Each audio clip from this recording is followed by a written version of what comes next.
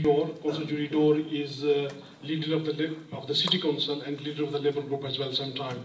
So because it was such a wonderful victory for us last year when we took power in 2011, May 2011.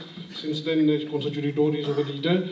And we, whatever were our election pledges, we have delivered, and Councillor Judy Dore will be able to put some light on the issues we have dealt with. And there are some challenges and issues facing by the Pakistani community and as a community as a whole, but is the assurance from our leadership that inshallah we will work very hard on the Labour Group and in the Council, and we will be able to deliver all the pledges we have made during the election campaign. I will call upon Councillor Judy Dore, please.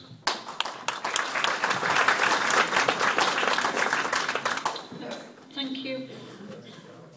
Right, good evening, honoured guests. Assalamu alaikum.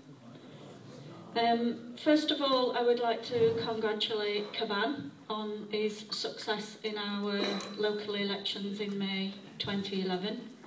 I too had many conversations with Qurban prior to the election, and he kept telling me how many he was going to win by in the majority, and I kept saying, yeah, sure, you are. I did really expect him to win, but I didn't expect him to win with the massive majority that he got. It's a fantastic achievement.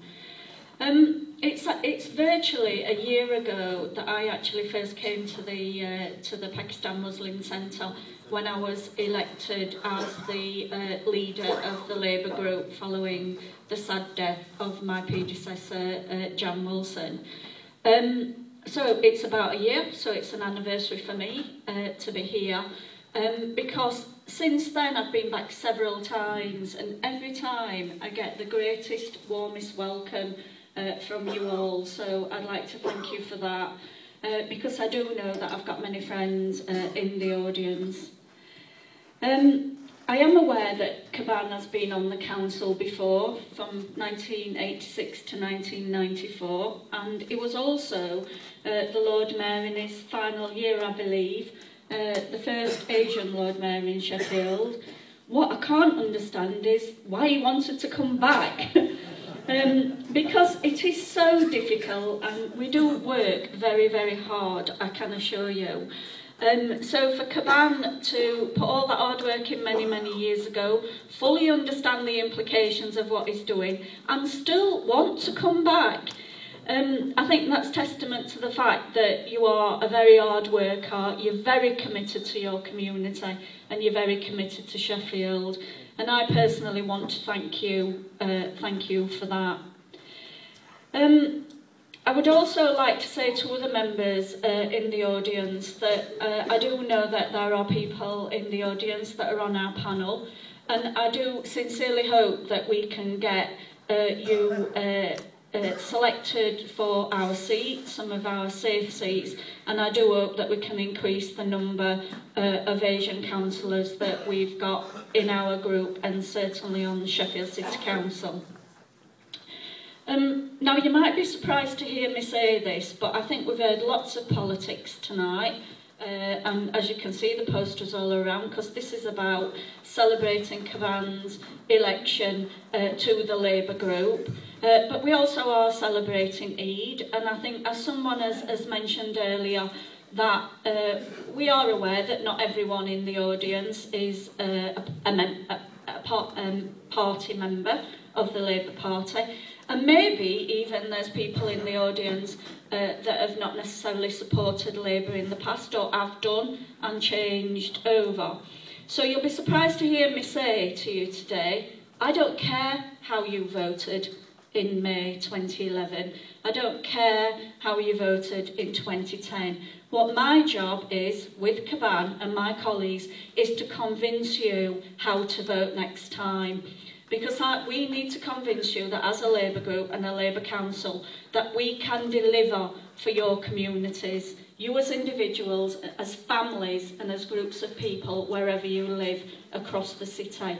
So I'm not looking backwards, but I'm looking forward. And however people vote and whoever they support, I'm here to represent every single person in Sheffield, no matter how you voted.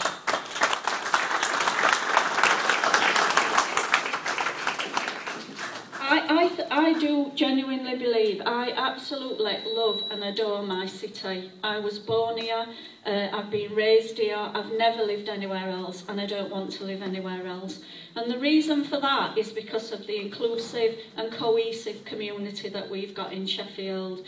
I think the variety and the diversity of people and activities, and especially young people, and I think what you bring to this city makes me never want to live anywhere else.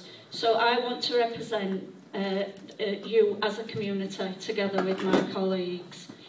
We've mentioned some of the issues that we've had. We had the riots across the country, and we know that Sheffield escaped them. Now, we're not complacent about that, because we know that that was because of people in this audience, yourselves. It's because of the police, it's because of the youth service, it's because of the council and all other agencies that not only work together when we're responding to something, but it's all the work we do day after day, month after month and year after year. It's not just responding to one incident, it's about how we work together all year round.